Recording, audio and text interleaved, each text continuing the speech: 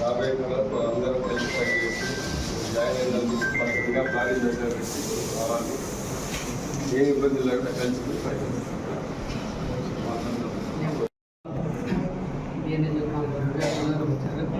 ఆయనకి మేము కూడా పూర్తిగా సహకరించాం.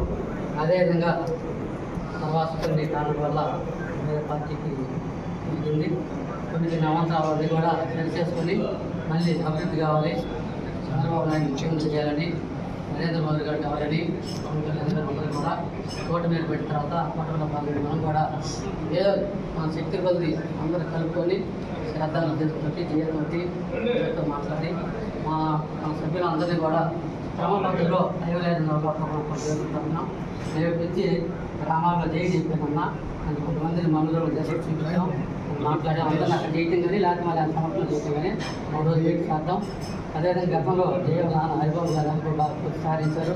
అదే ఏ రాగాలు సర్వీసులు సర్వీసులు ఉన్నారు, ఆయన కూడా మనకి వచ్చేసి ఆయన కూడా మా సహారం మాకు కూడా నేను కూడా ఆయనకి ఒక ఒకరు చేసుకున్న గతంలో ఎన్ని చిన్న చిన్న మాసాలు లేకుండా అందరం కలిసి చేద్దాం ఉద్దేశంతో మేము అందరం విజయ్ కుమార్ తీసుకెళ్తామని మంచి మాటతోనే చేసేస్తారని అని ఉద్దేశంతో జాయిన్ అయ్యాం.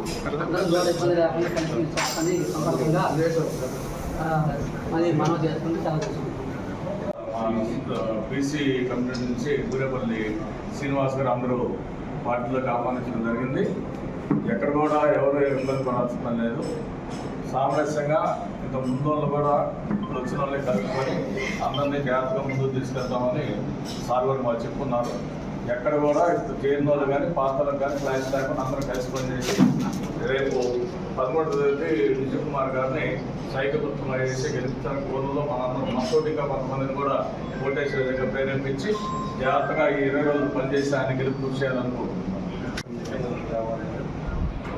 రాష్ట్ర అభివృద్ధి కోసం ఇది జరుగుతున్న కార్యక్రమం.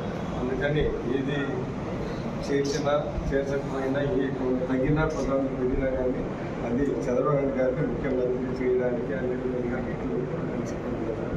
నా వైపు నుంచి మా పార్టీ వైపు నుంచి ఏమి జరుగుతుందో మేము కలిసి పనిచేస్తాం. రేపు వచ్చేది ఏదైనా చిన్న చిన్న మీరు అడ్జస్ట్ చేయాలి. ఒకటి పరిస్థితులు చంద్రబాబు నాయుడు గారిని ముఖ్యమంత్రి చేయాలి. ఇక్కడ సంతనూతలపాటు తెలుగుదేశం పార్టీ ఎమ్మెల్యే